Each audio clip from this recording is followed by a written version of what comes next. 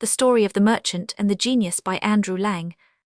Sire, there was once upon a time a merchant who possessed great wealth in land and merchandise, as well as in ready money.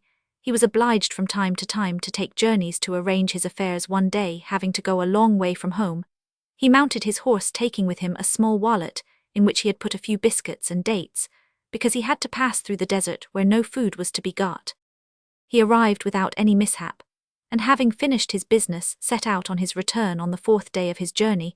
The heat of the sun being very great, he turned out of his road, to rest under some trees he found at the foot of a large walnut tree, fountain of clear and running water. He dismounted, fastened his horse to a branch of the tree, and sat by the fountain, after having taken from his wallet some of his dates and biscuits.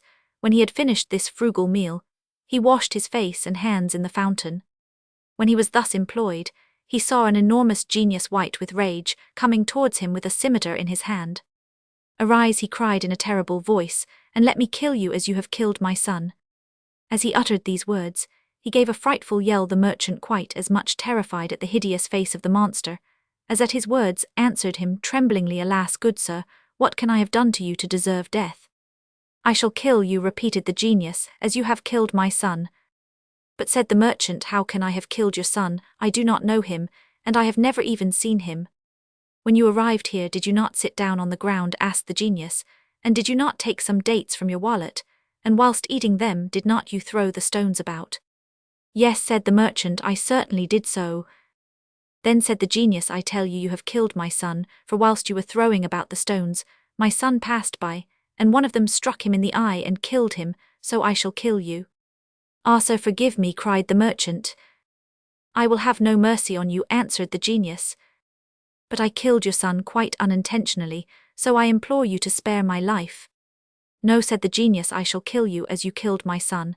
And so saying, he seized the merchant by the arm, threw him on the ground, and lifted his saber to cut off his head. The merchant, protesting his innocence, bewailed his wife and children, and tried pitifully to avert his fate. The genius, with his raised scimitar, waited till he had finished, but was not in the least touched. Scheherazade at this point, seeing that it was day, and knowing that the Sultan always rose very early to attend the council, stopped speaking. "Indeed, sister," said Dinarzade, "this is a wonderful story." "The rest is still more wonderful," replied Scheherazade, "and you would say so if the Sultan would allow me to live another day, and would give me leave to tell it to you the next night."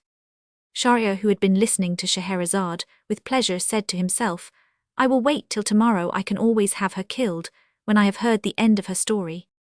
All this time the Grand Vizier was in a terrible state of anxiety, but he was much delighted when he saw the Sultan enter the council chamber, without giving the terrible command that he was expecting.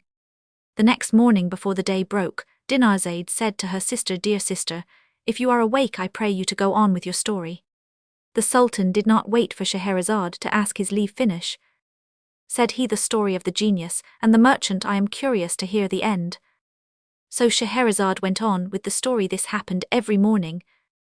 The Sultana told a story, and the Sultan let her live to finish it. When the merchant saw that the genius was determined to cut off his head, he said, "One word more, I entreat you, grant me a little delay, just a short time to go home and bid my wife and children farewell. And to make my will, when I have done this, I will come back here, and you shall kill me." "But," said the genius, "if I grant you the delay you ask, I am afraid that you will not come back." "I give you my word of honor," answered the merchant, "that I will come back without fail." "How long do you require?" asked the genius.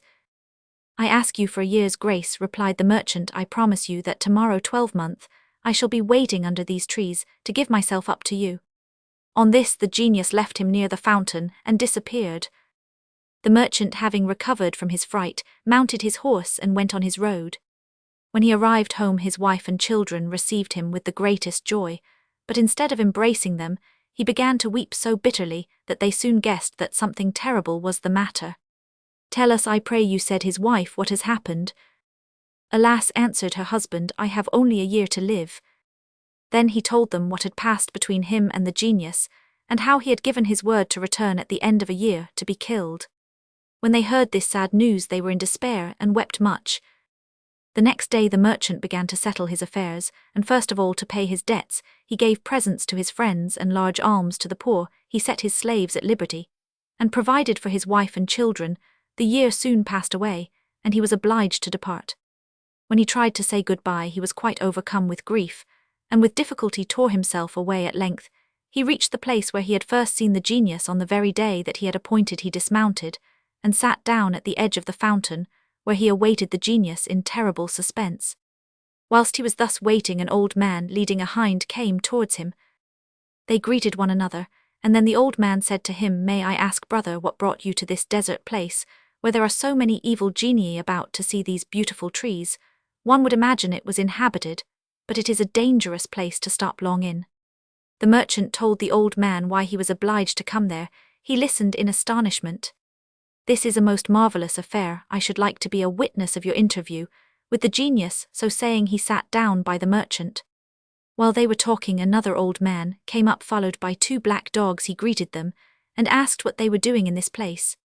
The old man, who was leading the hind, told him the adventure of the merchant, and the genius, the second old man, had not sooner heard the story than he too decided to stay there to see what would happen. He sat down by the others and was talking when a third old man arrived. He asked why the merchant, who was with them, looked so sad. They told him the story, and he also resolved to see what would pass between the genius and the merchant, so waited with the rest. They soon saw in the distance a thick smoke like a cloud of dust. This smoke came nearer and nearer, and then all at once it vanished, and they saw the genius, who without speaking to them approached the merchant, sword in hand, and taking him by the arm said, "Get up, and let me kill you as you killed my son." The merchant and the 3 old men began to weep and groan.